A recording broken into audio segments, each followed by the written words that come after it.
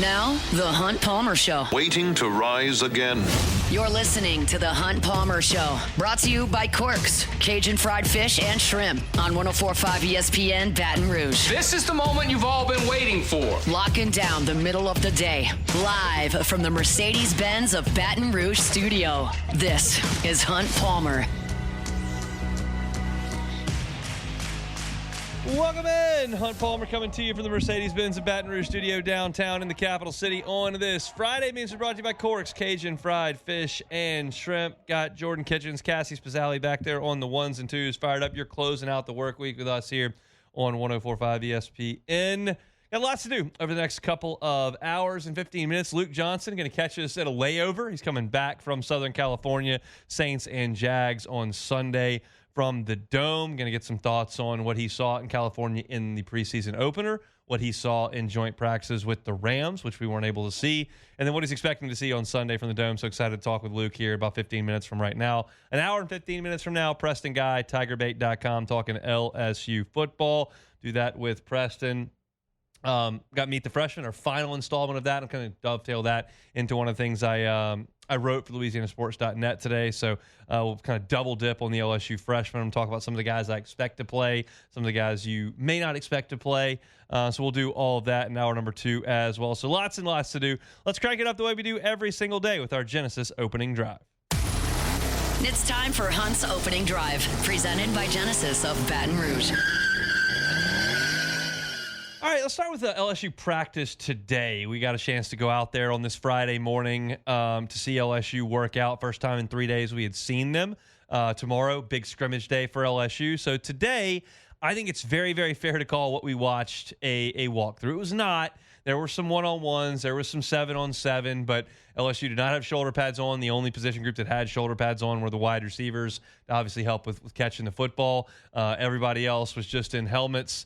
And even Garrett Nussmeier, who was out there fully participating in practice, was not throwing the football. He threw a little bit in the first couple of drills that we watched, but when they got to the 7-on-7, when they got to the one-on-ones with the wide receivers, tight ends, corners, and safeties, and then we got to the 11-on-11 at the very end, Garrett Nussmeier did not throw the football. He didn't even throw the ball when they were working on throwing the ball to the little targets as just quarterbacks. They were clearly giving Garrett a day to rest his right arm, and that's understandable at this point in camp. Garrett Nussmeier's got a lot of reps under his belt in practice time. He's a fifth-year senior. He's got a year starting under his belt, as you're well aware, and don't need him to go through every single rep every single day throwing the football as much as you have to in fall camp. So Garrett got a bit of a day off today. He'll be a full go tomorrow. A couple of absences that were very notable out there today. Jordan Gilbert, not at practice with the safeties. Chris Hilton, not at practice with the wide receivers, but they had a pretty solid excuse. Both those two received their degree today, so congratulations in order for Jordan Gilbert and Chris Hilton. Those two were not at practice today. And then one more kind of attendance note. Whit Weeks was at practice today, did not participate at all. He did not have his helmet with him. He was walking drill to drill with the linebackers, had his number 40 jersey on, but was not going through drills. I don't have any reason to believe that's a significant setback. It may just be a veteran day off for Whit Weeks, who obviously went through the injury, missed the whole spring. He was on a bit of a pitch count early in camp. There was one day we went out there in the first week that he didn't participate. We talked to his brother West a couple of days later and said, yeah, just every once in a while they ask him to kind of shut it down, not overdo things. So I don't think anything of significance there with Whit. This is just one day that you could give some guys off because the reps were not intense, I would say. Even there was a 7-on-7 period that we watched, which was the first team offense led by Michael Van Buren against a defense that was scout team, and it was pretty clearly three-quarter speed. They were just kind of looking through reads, looking through windows, letting Van Buren throw the ball. It was a step up from a walkthrough today out there at LSU, but I still found that there were some interesting notes that I pulled from practice.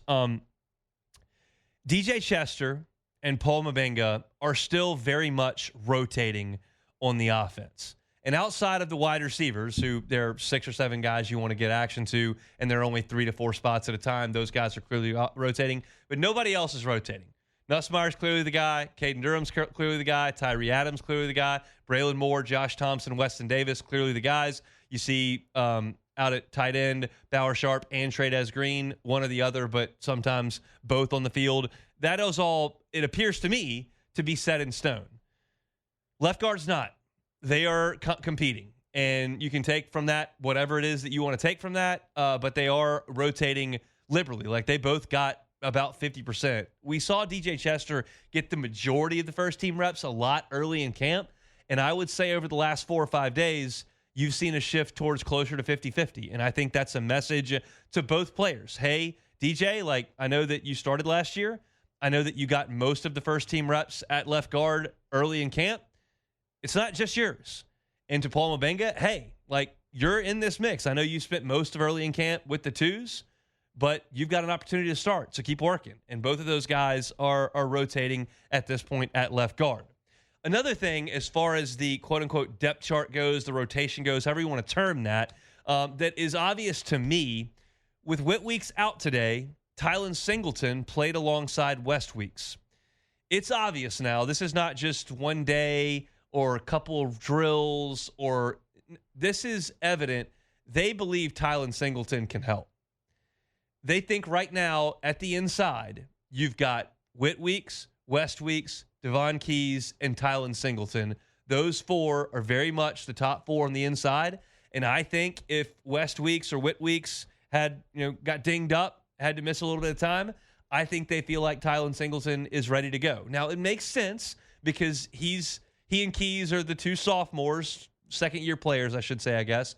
And then you got 5 freshmen, and then you got the big-time upperclassmen and Whit and West Weeks in front of them. But still, I could see a situation if you didn't feel good about those younger linebackers, about Keys or Singleton, it would be perfectly reasonable for Blake Baker, if Whit or West Weeks went down, to move Harold Perkins inside and go with somebody else at star. Maybe Jordan Gilbert, maybe Charles Ross, maybe Tamarcus Cooley. Like, you could shuffle those deck chairs if you wanted to. I think they believe Tylen Singleton is ready to help. He looks the part physically. He has made some plays in camp, especially in the pass rush portion of some 11-on-11s. And he is in there with the ones today alongside West Weeks instead of Devon Keys. And I don't think that's an indictment on Keys, who I know they're high on. I think they're every bit as high on Tylen Singleton. So that was a very, very good thing to see today as well. And then I thought that one set of drills, I may be overreacting to this. I will cop to that. Like, I don't think I am, but it is possible. I'll leave that door open. I have watched them now a lot over the course of a full practice. And one of the things that they consistently work on, probably 3 out of 4 days that we're out there, is a period of quick game, of screen work, of now screens, of tight end screens, of different ways to snap the ball and get rid of it immediately. And today we saw a little bit of that as well. I noticed a couple of formations, and this was actually not with the first-team quarterbacks. There was a walk-on quarterback going through this drill with some of the first-team pass catchers. The other quarterbacks were over doing some accuracy drills on the other side of the field. So it wasn't like they were doing it full-on with the entire team, but they were making sure that the wide receivers and tight ends knew how to rep it. And there was one play where they had trips to the right, 3 wide receivers. And they motioned Xavier Thomas back into the backfield and then immediately snapped it when he got back there, and he went right back to where he was with the 2 other wide receivers still left on that side of the formation blocking. It was just a way to draw the defense to the middle of the field and then get him on the perimeter and go quickly. That's something you would do to help out your offensive line, get the ball to your playmakers very quickly. There was also a play where Bauer Sharp was on the left side of the formation. The entirety of the wide receiving corps was on the right side of the formation. They sent Bauer Sharp in motion to the right side of the field. He never stopped. The ball was snapped as he crossed the other tackle, and he just went to block as they threw a quick now screen out to the wide receiver, which I think was Kyle Parker in that rep. So just different plays, different schemes, different motions, different formations to immediately get the ball out to the perimeter to these wide receivers that are so talented. And I told y'all earlier this week that in the practice we saw over the weekend, you saw LSU work an entire period on just all screens. They involved Trey Green and Bauer Sharp in those screens. They involved Chris Hilton and Xavier Thomas in those screens. Certainly we know Aaron Anderson is involved in those. They are spending a lot of time, in my estimation, and again, we haven't spent a lot of fall camps out there for the entirety of it. So what I'm telling you is things that I'm seeing for the first time, not necessarily things that are being done for the first time. But I'm connecting dots here, and I think they're reasonable dots to connect. that LSU is going to do some things, especially in the Clemson game and then early in the season, to help their offensive line. I don't think we're leading you astray to suggest that there are times where the offensive line struggles. I'm not here telling you it's a disaster. I'm telling you there are times where they struggle. And so when you see that, it's good coaching to go, okay, if we see that in a game, what can we do to help? That's coaching. And at this point, they're working a lot of screens because screens make a lot of sense. These offensive linemen that LSU has are very athletic. Tyree Adams and Weston Davis can really move. Braylon Moore can really move. And I think it makes a lot of sense to get those guys moving down the field with the talented receivers you've got and the tight ends you've got that can catch the ball and move up the field. You don't have to hit 65-yard plays on screens, but if there's a free 8 there, absolutely. And so I noticed that part of practice that was being done in kind of a walkthrough manner to make sure timing was right, to make sure assignments looked right, and to make sure they were all on the same page. And so I appreciated that. The last thing for practice today, and this is a subjective observation on my part, not an objective one like, oh, there's Tylen Singleton working with the first team. That would be objective. There he is. This is subjective on my part. I thought Michael Van Buren had a nice day today. I told you Garrett Nussmeier took the day off from throwing. Van Buren worked a lot with the ones. He threw some one-on-one routes. He threw some 7-on-7s, part against the scout team, part against the first team defense in 7-on-7. And I thought he looked good. He started the 7-on-7 period with a nice ball right across the middle to Xavion Thomas, who caught it and turned it up the field. I thought he did a nice job of hitting Trey'Dez Green on an out route at one point. He threw a nice seam route to Bauer Sharp against the scout team that was right on the money. One of the highlights against the scout team on 7-on-7, and I don't even know if this is a full-speed drill, but he threw one that was just a go route down the left sideline. And Jelani Watkins was the receiver intended. And as it was in the air, I go, oh, that's well overthrown. And Jelani Watkins ran right by Aiden Anden like Anden was standing still and basically scooped it off his kneecaps on the run for a catch. It was one of those deals where that's the fastest guy on the field.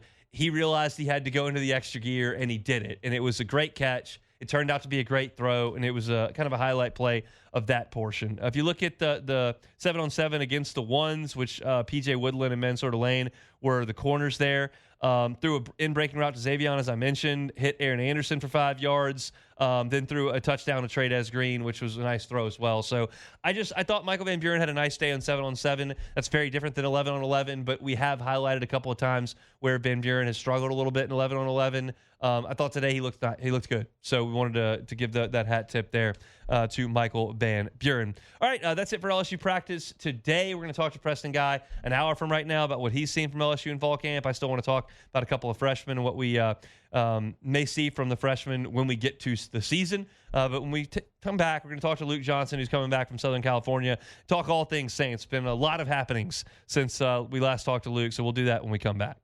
The Hunt Palmer Show. Genesis of Baton Rouge. GenesisofBatonRouge.com is the website. Every car that is on the lot is online at GenesisofBatonRouge.com. My favorite model is the GV80. It is a midsize SUV. If you're a family of 4 with 2 younger kiddos, probably good for you. Or if you just enjoy the feeling of an SUV, it's a great option for you. Get on by and see it. The odds are, if you're listening to me right now, that you have not been behind the wheel of a Genesis vehicle. It's fairly new to the game. The location's new here in Baton Rouge relative to the rest of the folks out there on Airline Highway. But that just gives you an opportunity to see something new, see something you've never seen before. You're going to be blown away by the customer service. You're going to be blown away by the facility. And the line of vehicles is just in line with that. It is awesome. Every single vehicle on the line is an IHA top safety pick. So not only are they sleek, stylish, comfortable, with the greatest bells and whistles, they're also some of the safest cars on the road. Get on by and see my friends at Genesis of Baton Rouge. They're airline at PQ. You can find the inventory at GenesisofBatonRouge.com. Genesis of Baton Rouge. You're listening to The Hunt Palmer Show. Brought to you by Quirks, Cajun fried fish and shrimp.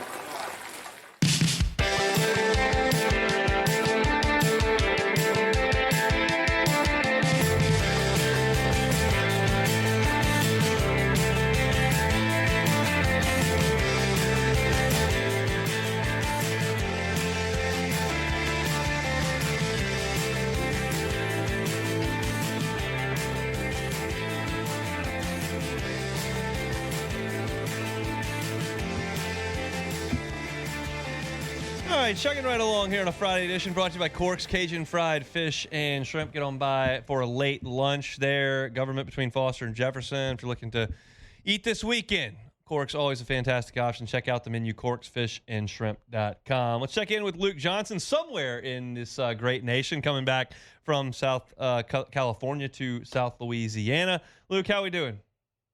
I'm good, man. This is like perfect timing. I like just got off a plane in Denver, and I'm boarding my next one in like 15 minutes. This is magic. Wonderful. That's the beauty of radio. Let's get it done quickly so you can get back on a jet plane and get on home.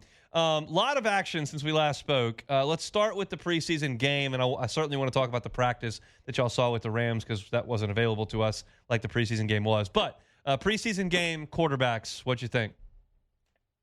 Yeah, I mean, like I think they were just good and bad, right? It's kind of what we've seen throughout camp. Although I do think that Tyler Shuck is definitely making strides. He's a lot better player now than he was when they opened camp, which like obviously makes sense, right? He's a rookie quarterback coming in, learning a new offense, playing with new players. It was going to take some time.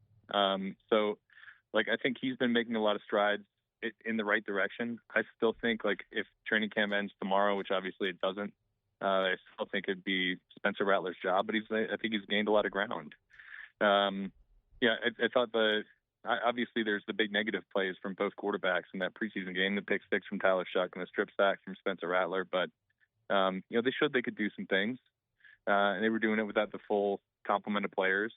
No Chris Olave, no Rashid Shaheed, no Eric McCoy. Those are three, no Alvin Kamara. I mean, that's four of your most important players on offense. So saw what you needed to see, didn't see what you really wanted to see, which is one of them looking like, great. But, for Shuck especially, his first NFL drive is a 2-minute drive. He goes and puts points on the board, and then he has a big touchdown pass immediately after that pick six.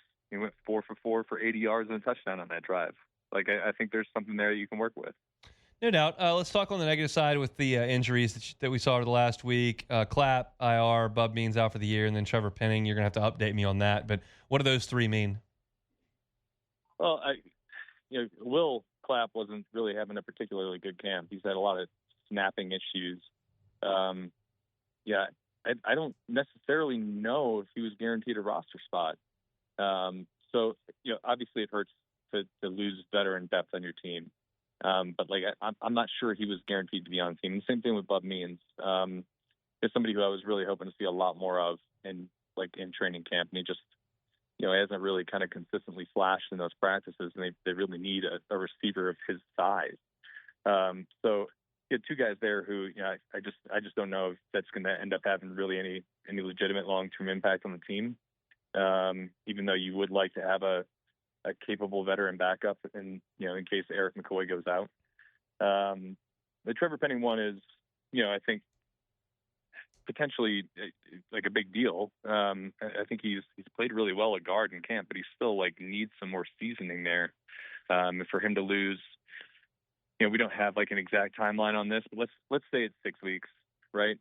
So he's going to miss all of the preseason, and you're talking about a 1 or 2 games of the regular season. Not only is there going to be a drop off in play there, but that's like him losing valuable snaps to get ready for this regular season, because he's kind of the linchpin for this offensive line. Everybody else you have reasonable expectations for, and him, it could be really good and it could not be good. He just needed the reps. So, that's going to hurt. And I think one more to watch out for is Alontae Taylor dealing with a groin injury. We don't have a firm timeline on him either.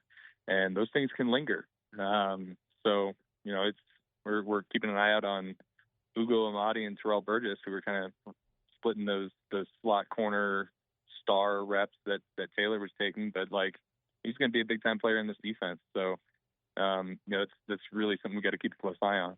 When you look at the Penning injury and then you pair it with the fact that Clapp is hurt and you pair it with the fact that Saldiveri is hurt and they're done, what does that mean at left guard? Is it a Shane Lemieux? I mean, what are they going to do there?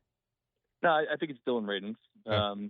Who's somebody they signed this offseason. Yeah, when they signed him, they hadn't drafted Kelvin Banks yet.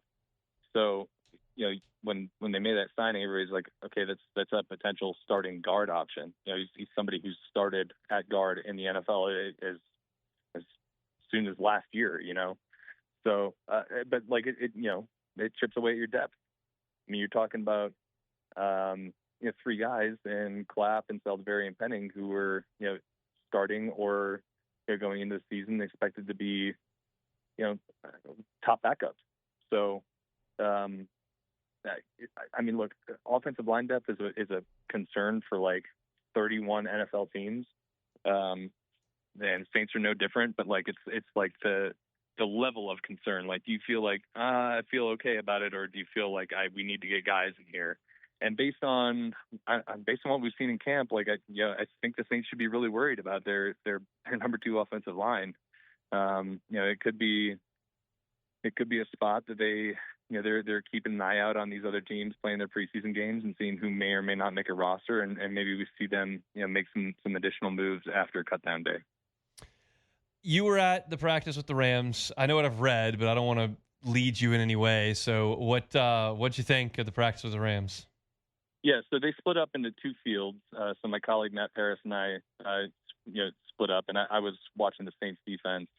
And look, they were going up against Jimmy Garoppolo and Stetson Bennett, who I don't think anybody's going to confuse for Matthew Stafford anytime soon.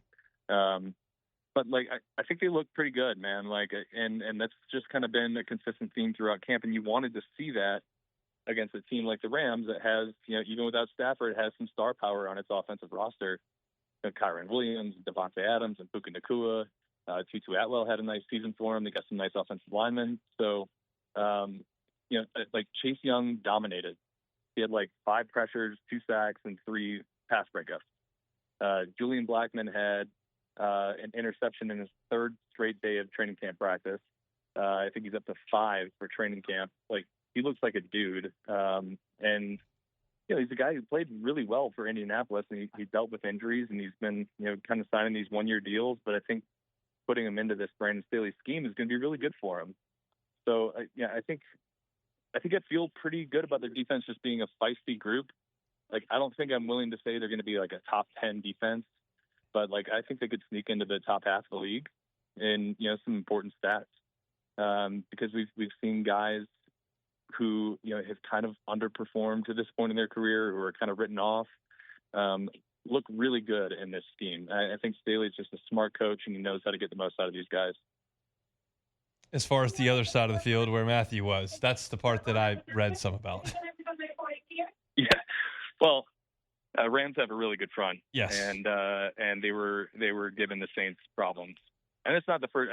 That's not the first time we've heard that about the Rams, even in a joint practice this year. So I think that group's going to cause a lot of problems for everybody. But like, I do think that for as much investment as the Saints have put into this offensive line this offseason, even with like just one of their starters missing, like all of those guys are, maybe with the exception of McCoy, are known more for their ability as run blockers and pass blockers. And especially when you've got 2 young tackles kind of bookending things, they're going to go through some growing pains. Even Tali Fuaga, who had a nice rookie season, like was not a great, like an elite pass blocker last year. He's much better as a run blocker. I think they're going to go through similar stuff with Kelvin Banks, and it's going to be, some hit and miss days from those guys especially against really, really good fronts. Which is not exactly what you want to hear when you're trotting out a rookie quarterback or a second-year quarterback. Especially guys who have some limitations. Like that said, though, like I don't think they're going to be a disaster this year. Like we've seen good bits out of them, but like I just think that we can't just have this expectation they're just gonna plug those young guys in and it's gonna go swimmingly, especially when they go up against D-line that has Jared Verse and Braden Fisk and Kobe Turner and Byron Young. Like they racked up a lot of sacks with that front 4, especially last year. So it's just got to be something people are prepared for when they're watching this team, and not just like go out there in week 1 and Kelvin Banks gives up 2 sacks and they say, well, they wasted a pick. They're just going to have growing pains with those guys. Before we let you go, any thoughts on the quarterback rotation? What you expect to see on Sunday in the Dome?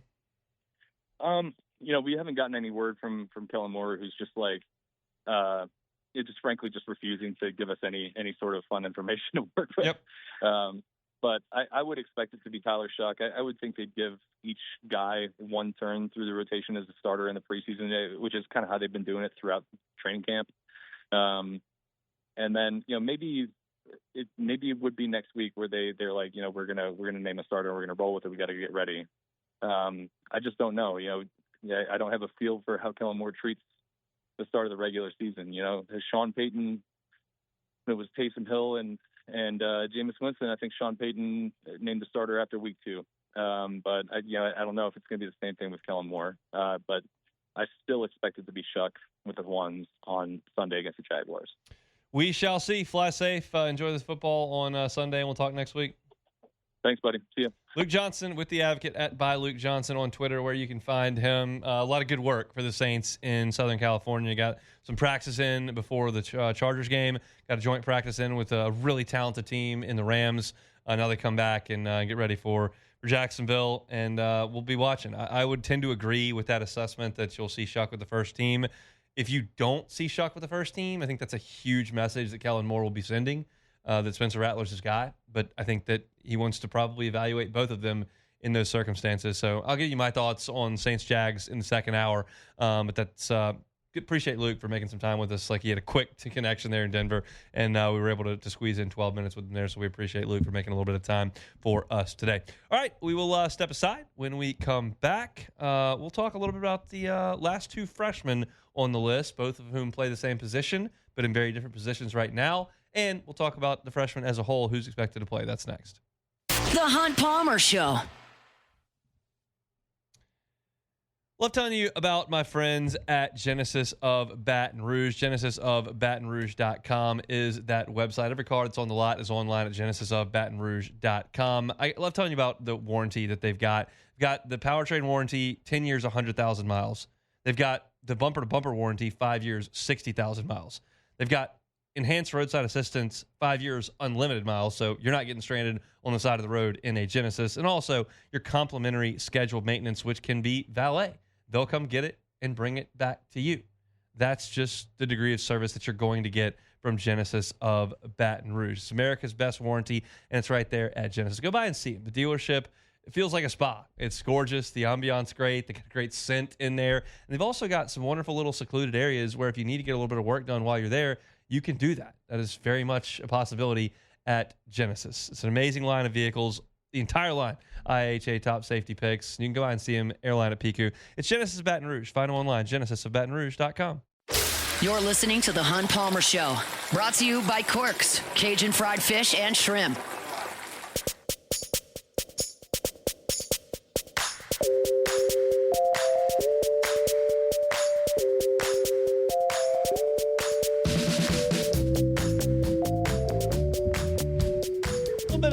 Sloppy Friday afternoon here in the capital city. If you're out and about, be careful out there. Try to stay dry, working towards the weekend. Hopefully that weekend is here for you. If it's not, we'll get you to the finish line this week on 104.5 ESPN Baton Rouge. I want to remind you our Friday show is brought to you by Corks, Cajun fried fish and shrimp. If you're craving a po' boy in Baton Rouge, which happens from time to time, you just got to get one. Corks can serve you up a delicious po' boy. They got that fluffy bread, got fantastic crispy fried catfish. They'll overload you with those jumbo shrimp, fully dressed.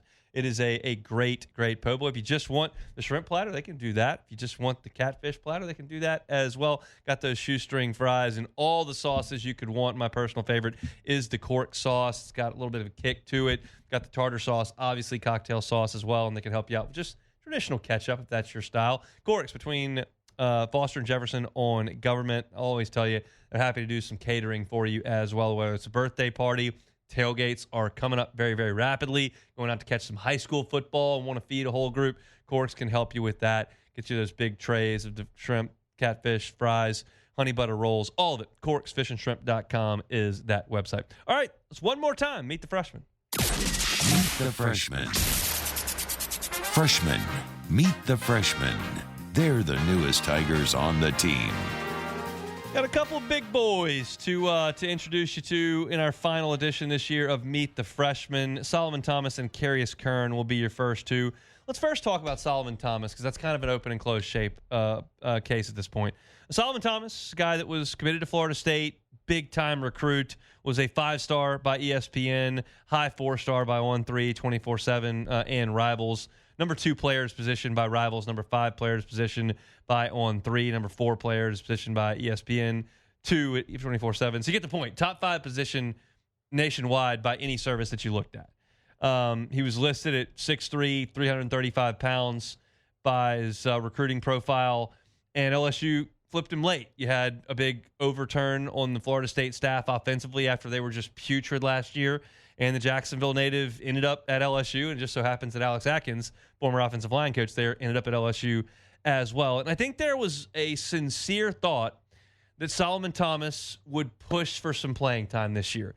Not a lock by any stretch of the imagination, but a thought. You look at LSU's offensive line, and it was fair to say on January 31st and July 31st, 2 very different parts on the calendar, but same situation, there were 4 spots definitely up for grabs, and really 5 spots up for grab, because DJ Chester was probably not going to be the center. So you were going to have movement at all 5 spots. It stands to reason that Solomon Thomas would throw his hat in that ring as an early enrollee, as a guy that's big and strong, and with the staff that has played freshmen on the offensive line. Emory Jones and Will Campbell did it. And that was a different time where you were trying to overhaul a broken offensive line group. But it stands to reason Solomon Thomas had a chance. And then he broke his foot before camp started. Broken metatarsal, and has not been able to go and won't be able to go until September. We saw Solomon Thomas out there today at practice, as we have much of camp. He is wheeling around with his knee on one of those scooters, got the bike handlebars, put the knee on one scooter, and then you push yourself with the other one. So that's how he gets around practice. And then today we saw him with the boot on, going through exercise bike and trying to kind of stay in shape, trying to keep the blood flowing a little bit. But it's just not a lot he can do with the broken toe at that weight. Like, it's just not, he can't help. And I think what you're going to see here is this is going to cost Solomon Thomas his freshman season as far as on the field goes. I just can't come up with a scenario where Solomon Thomas gets to the field on this team. You've got what looks to be a starting offensive line of Tyree Adams, either DJ Chester or Paul Mabenga, Braylon Moore. Then you look at right guard, where you're going to see Josh Thompson and then Weston Davis on the outside. And then you've got a couple of guys that are nipping at the heels there beyond those 6. Carius Kern, certainly Cohen Eccles, maybe Brett Bordelon, right tackle. Like, you've got options in front of Solomon Thomas. So it's going to be a redshirt year for him, and I think you'll see him very much in competition to play in the spring of next year.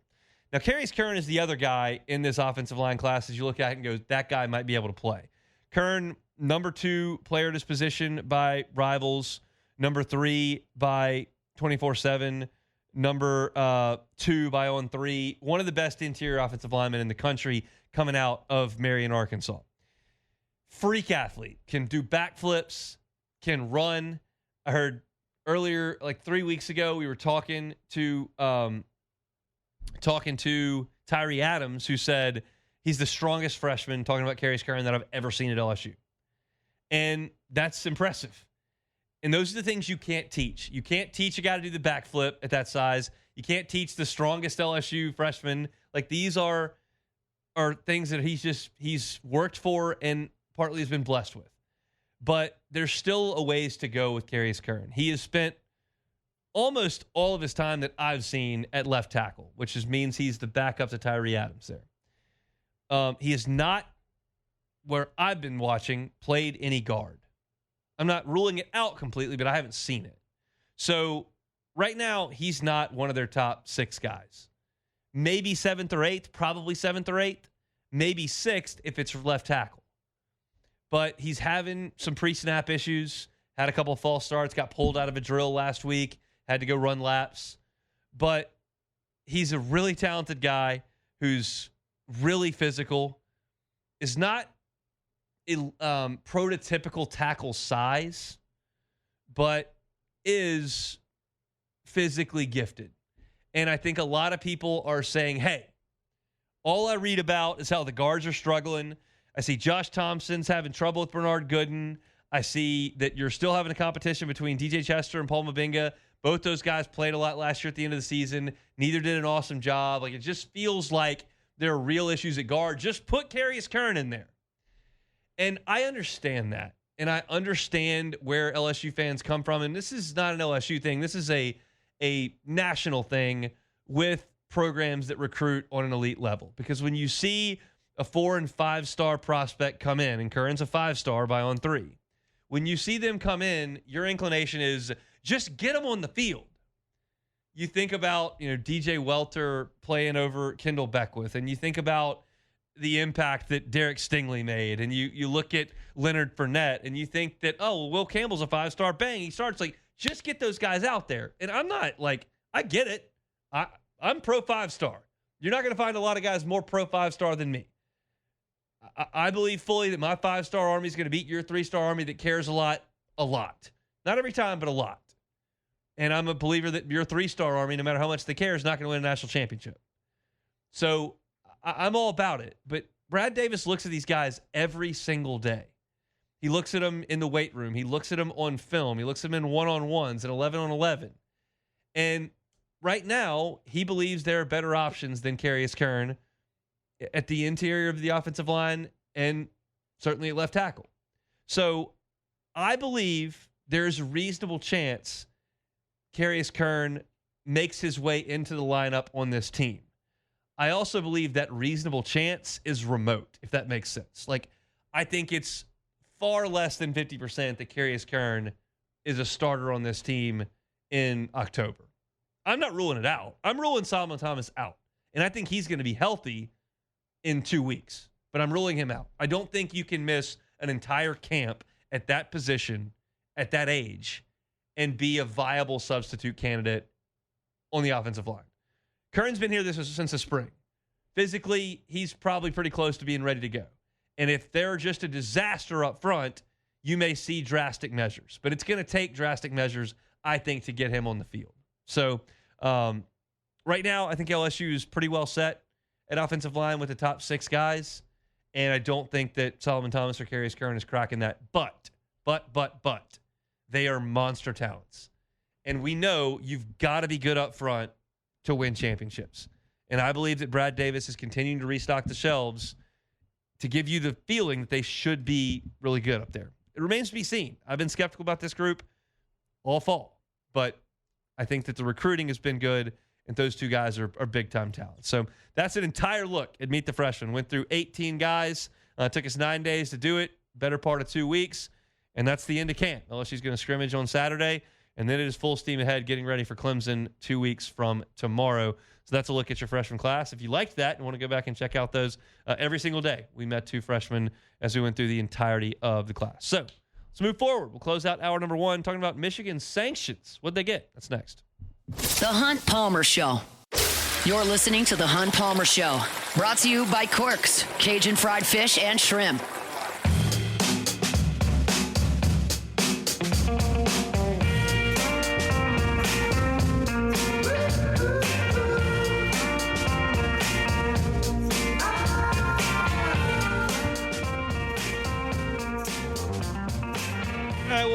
Wrap up hour number 1 here on this Friday, talking about Michigan. Michigan's sanctions came down from the NCAA, the Committee on Infractions, notified the Wolverines, and we've got the list. And basically, what they've done here is punish people who don't work there anymore and cost Michigan a lot of money. So that's the long and short of it. I'll give you the line items here. A fine equivalent to the anticipated loss of all postseason competition revenue sharing associated with 2025 and 2026 football seasons.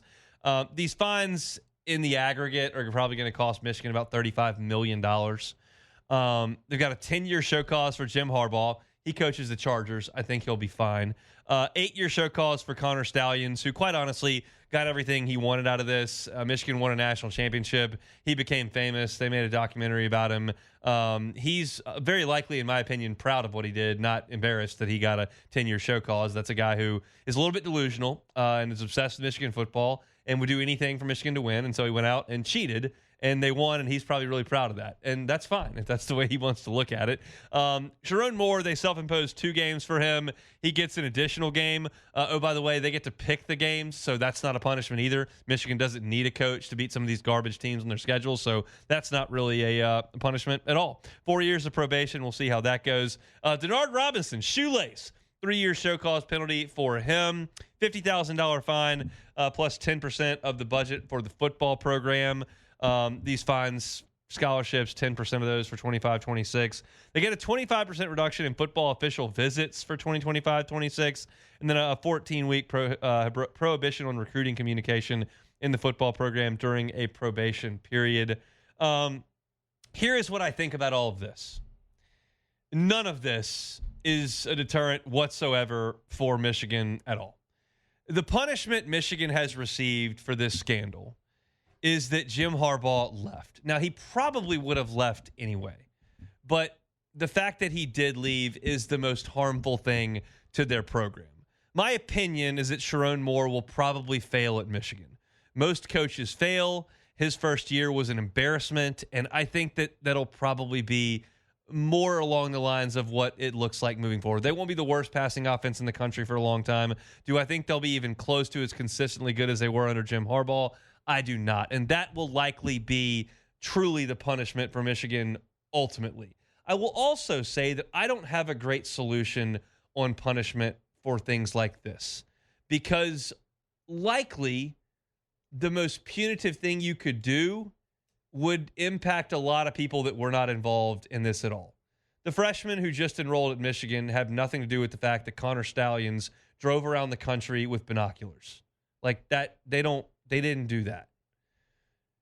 So you punish him and you punish Harbaugh, but you can't really punish Harbaugh because you don't have jurisdiction in the NFL. And money is fine, but why don't they just call Larry Ellison and tell him to give him, well, we just got fined $35 million. Will you give us $350 million? That's what falls out of your pocket on Tuesdays. Who cares? There's really not much you can do in this situation that is, in my estimation, justified. It is part of the deal with the NCAA. They don't have the ability to be punitive toward the right people. And oftentimes, schools just tell them to go away, and then they really can't do anything. Michigan would have lined up gladly for $35 to $50 million to beat Ohio State 3 times in a row and win a national championship. Would have paid it 3 times over if you asked them to. So ultimately, nobody really comes out as a loser here. It just is what it is. And I don't really care. Michigan's not really on my radar. I know there's sour grapes aspect of this with Bryce Underwood. That is what it is. This was well before him, and we'll see if it affects him in any way. But I don't have a great option. I don't have a great answer for how to do this any better. It just is a joke. The entire penalty is a joke to me. I'm sure someone somewhere, some bean counter in the Michigan facility is upset about the $40 million they're going to have to cough up, but nobody that's a fan cares. Nobody that's a booster cares. And Michigan's just going to go on this year and play some football as if it never happened. And that's essentially what it comes down to. And you could scream and yell and go, well, hey, just tell them to vacate the national championship. And I would just laugh at you because vacating a championship is stupid. You could right now, today, vacate LSU's 2003 national championship. Pull the flag down. Take the plaque off the wall. I don't care. I was there. Go vacate the 2023 College World Series championship. Vacate the whole thing. Take the flag down, repaint the Intimidator. What do I care? I was there. I saw it. It was awesome. Vacating wins does nothing. So, to me, it's a big nothing burger. We knew it would be a big nothing burger, and you just move on. And Michigan gets what they wanted, and now we'll see if they can rebound from an atrocious season. I don't think they will because I think their coach is bad. We'll see, though. That's it for hour number 1 here on this Friday edition of the Hunt Palmer Show, brought to you by Corks, Cajun Fried Fish and Shrimp. My Prax report, you missed it, Hunt on LSU. Luke Johnson talking Saints, missed it, Hunt on Saints. We'll pause for national headlines. We'll come back, talk some LSU, talk some Saints, Preston Guy in 20 minutes on the Hunt Palmer Show. The Hunt Palmer Show. Highland Insurance Group, HighlandIG.com is that website. Look, there are storms a-brewing. Aaron is not going to impact the United States, it doesn't appear, which is great. But we always know that there could be another. And if you're not prepared for that with your insurance program, you probably should be.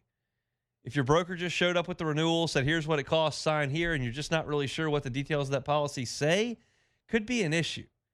And not every broker knows exactly what the policies say. I can promise you, if you work with the Highland Insurance Group, they will. Jonathan Carver and his team take a ton of pride in their expertise on insurance. And that's not the sexiest thing to talk about, I know, but it's important, especially when something happens. So if you don't know if your billion's evaluated right, or your deductible's in line, or your co-insurance penalties could be severe, if you don't know the answers to those things, contact the Highland Insurance Group and get them to look at your policy for free. They're online at HighlandIG.com. That's HighlandIG.com.